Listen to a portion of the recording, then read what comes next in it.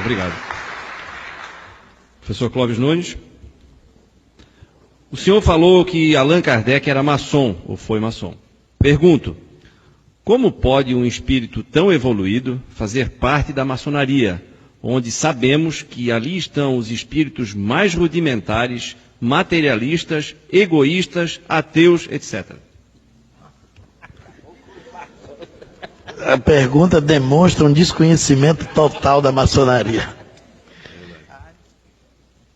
Primeiro passo, primeiro desconhecimento absurdo. Ninguém entra na maçonaria se for ateu. Você só é maçom, só é iniciado na maçonaria se você crê em Deus. Se não acreditar em Deus, não entra na maçonaria. Veja que é o preconceito, né? A instituição é estigmatizada. O espiritismo também foi estigmatizado. A maçonaria é instituição de classe, gente. Tem nada a ver com coisa ruim. Os maçons todos são homens de bem. Um dos princípios da maçonaria é a família. Eles todos são filantrópicos. Onde tiver uma maçonaria no mundo, tem filantropia. Tem escola, tem instituição para amparar cegos, deficientes físicos. Eles são beneméritos da sociedade. Grandes revoluções históricas foram feitas pela maçonaria. Grandes seres foram maçons. Mozart foi maçom. Simão Bolívar foi maçom. O grande cubano, maçom, que foi responsável, e um professor fantástico, José Martí. E quando Cuba se libertou, ele disse a grande frase do mundo. Quando perguntaram a ele se ele estava feliz com a libertação da independência de Cuba, ele disse não. Minha pátria é a humanidade. E onde tiver uma nação opressa, eu não estarei feliz enquanto ela não encontrar sua liberdade. Andrada, o responsável pela Inconfidência Mineira, foi maçom. Leon Denis, o grande filósofo espírita, foi maçom até a sua morte. No Brasil, tem milhares de espíritas maçons. Muitos maçons. A maçonaria é a reunião, um encontro que reúne as diferenças.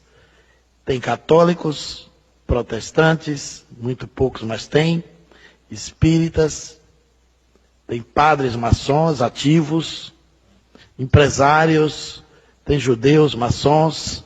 O único critério exigido para você entrar, crer em Deus. A maçonaria não é ateia. Então isso é um mero preconceito. Allan Kardec foi maçom antes de ser espírita. O fato é que antigamente no século XIX, aí vai o período da cultura, os maçons tinham um codinome. Eles tinham um pseudônimo.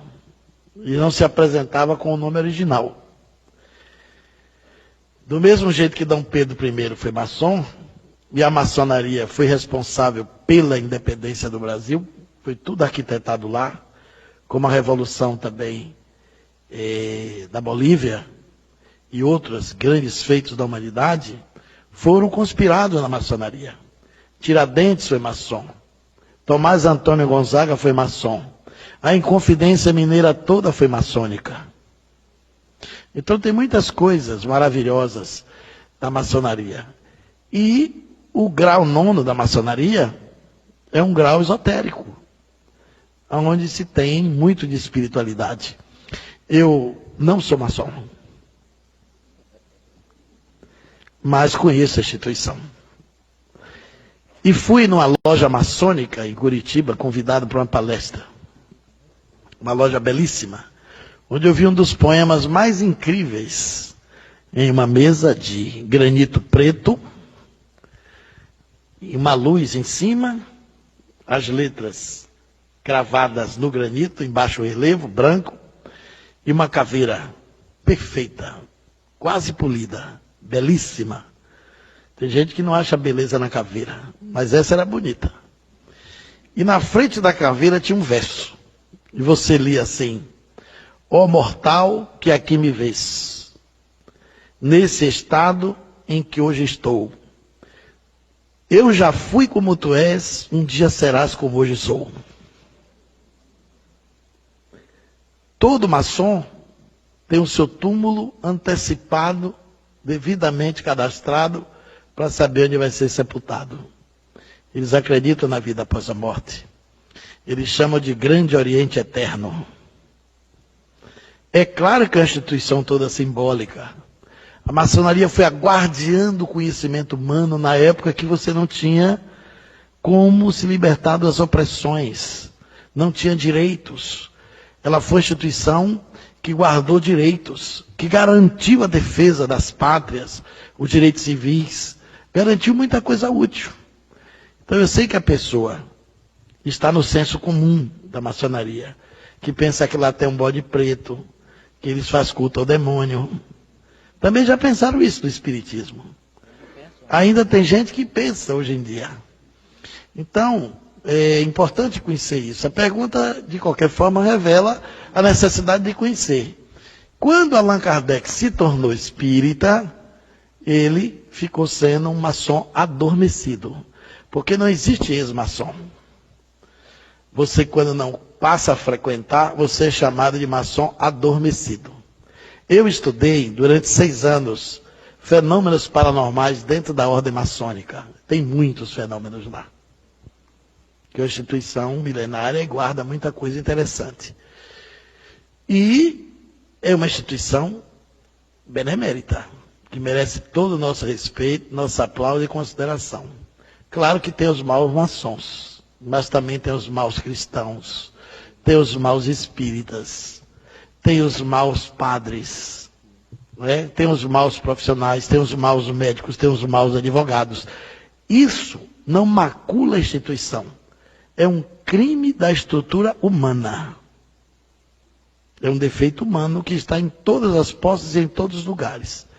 Então, Allan Kardec foi maçom, frequentou a loja de Leon Denis e os princípios que estão lá na Gênesis, aquelas frases portentosas de Deus, o grande arquiteto do universo, isso é maçônico. A ideia de trabalho, solidariedade e tolerância é maçônico. O princípio, o lábaro da Revolução Francesa, de igualdade, liberdade e fraternidade, é maçônico. Vem da maçonaria. Eles trouxeram e Allan Kardec incorporou. Na Revista Espírita, o espírito de Jacques de Molay se comunica, evocado na Sociedade de Estudos Espíritas de Paris, e sugere que o espiritismo faça uma aliança com a franco-maçonaria francesa e com a maçonaria europeia para expandir a doutrina na divulgação pelo mundo. E essas comunicações de Jacques de Molay, que é um mito da maçonaria, que foi um personagem templário, porque a maçonaria remonta ao tempo dos essênios, é uma instituição, portanto, milenária, trouxe essa abordagem que está na Revista Espírita. Quando eu fui ao Japão pela primeira vez, eu levei um fato paranormal maçônico que aconteceu na estação de Gez, em Paris. Eu pesquisei esse caso na Rua do Lavradio, na Biblioteca Maçônica, no Rio de Janeiro, que é uma das bibliotecas mais ricas do Brasil. São vários andares repletos de livros que estão esgotados, verdadeiras preciosidades do conhecimento literário em língua portuguesa. Só tem livro bom, portentoso. A história de Valdomiro Lorenz, que eu acabei de contar há pouco, eu li na Biblioteca Maçônica, comentava aqui antes da pergunta, Valdomiro Lorenz era maçom. E era espírita, e médium, e professor de Esperanto. E o maior filantropo que tinha na época. E eu descobri nessa biblioteca uma história poderosa. Como eu ia para o Japão pela primeira vez, eu queria chegar com um fato interessante. Entrei na Rua do Lavradio e subi na biblioteca para pesquisar uma outra coisa. Encontrei um fato espetacular. Quando Franklin Roosevelt quis jogar bomba em Hiroshima e Nagasaki, o presidente americano, que era pastor protestante e cristão, pediu o apoio da maçonaria. Porque a maçonaria até hoje tem muita força no mundo. Só no Brasil, o Grande Oriente, que são 2 potências, a Grande Oriente tem mais de 2.300 lojas. Você tem a Grande Loja e tem o Grande Oriente do Brasil, são 2 potências. Aí o Franklin Roosevelt pediu apoio da maçonaria para jogar bomba, porque ele não queria ficar sem lastro, sem suporte. A estação de Guess reuniu os veneráveis de toda a maçonaria francesa e da base da Europa.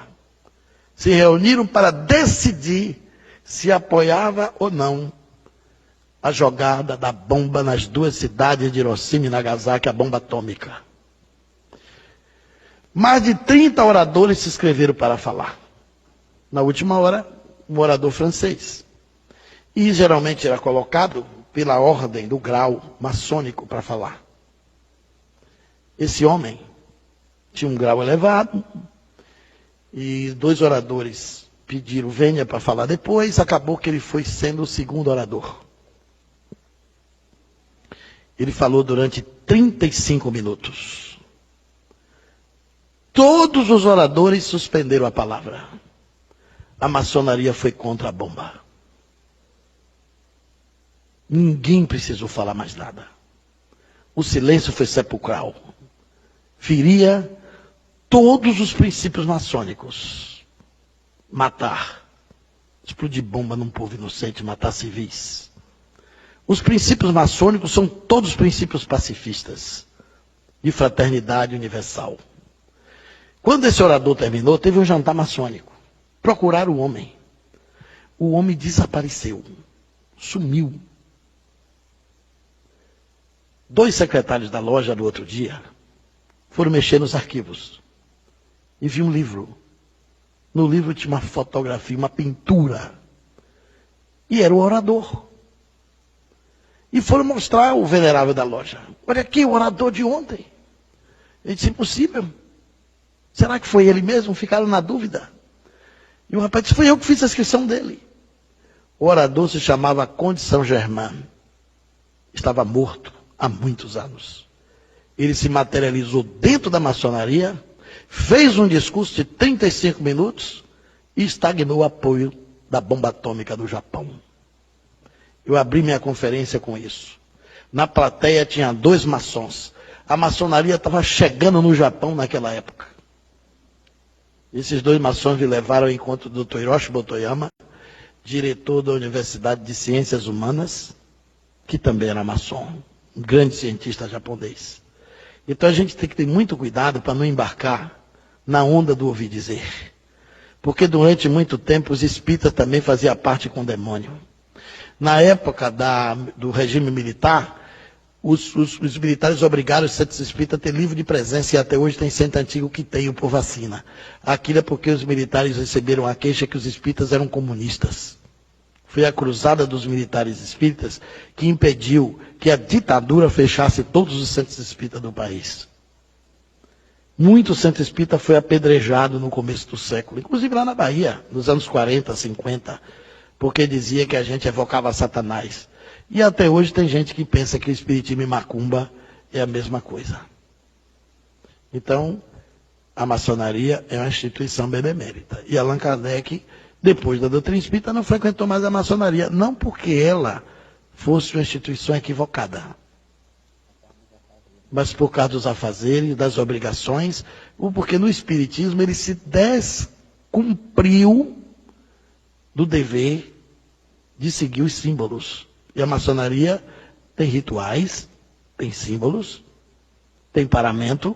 O espiritismo não tem símbolo, não tem paramento, não tem nenhum tipo de ritual, não tem hierarquia, não tem rituais. Começou a ficar incompatível com a doutrina mais elevada, mais alta que ele percebia com a filosofia e as suas pesquisas com o conhecimento espírita. Desculpe eu ter avançado na hora, mas eu roubei 30 segundos de Zé, 1 minuto do professor e os 15 segundos dele que ficou para trás.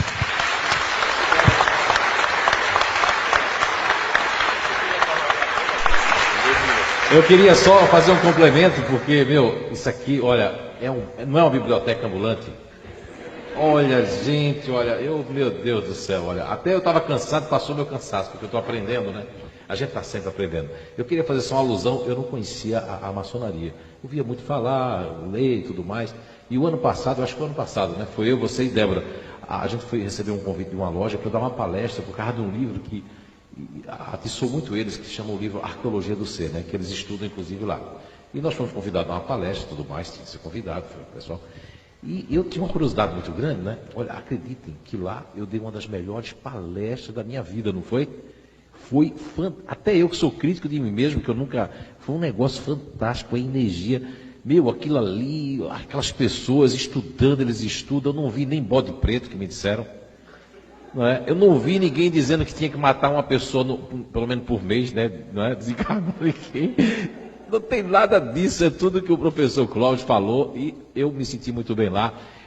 Isso é uma grande verdade, mas é um mito que as pessoas criam, não é? Eu tenho um irmão meu que é evangélico, que ele diz que a maçonaria é coisa do demônio, do diabo. Nem sabe que a maçonaria faz tanto bem, né? Às vezes até os próprios evangélicos, né? Foi muito bom. Bem, eu também já fiz diversas, né, repetindo, palestras de maçonaria. Venho de uma família maçom, meu pai é maçom, fui dirigente de maçonaria do Grande Oriente, e também nunca vi na minha casa nada que fosse bode preto. Né? Aliás, na realidade, o bode preto já é expiatório mesmo. Viu? Eu não poderia ser ingrato com a maçonaria. Eu recebi já inúmeros convites na minha vida para ser maçom, mas devido à questão da seriedade que representa, eu convivi 35 anos com um maçom, grau 33, foi diretor de loja. Eles não chamam as esposas dos amigos, eles chamam de cunhadas. Quer dizer, eles são realmente beneméritos, fazem trabalhos maravilhosos, e foi uma das pessoas que eu tive felicidade de conviver 35 anos, e foi uma das pessoas mais amáveis que eu conheci. Fiz várias conferências na loja dele, e fiquei impressionado, porque quando eu cheguei lá, a primeira coisa que eu vi foi o Aleph hebraico e o Taf, que é uma expressão que está lá em Isaías: eu sou o princípio e o fim, como está no Apocalipse, o Alfa e o Ômega. E eles cultuam também a Arão, irmão de Moisés, que é o representante da espiritualidade no judaísmo. Então é uma instituição que, até onde eu conheço, muito séria, muito respeitável, e que nós espíritas jamais poderemos pensar ou ter esse pensamento da maçonaria.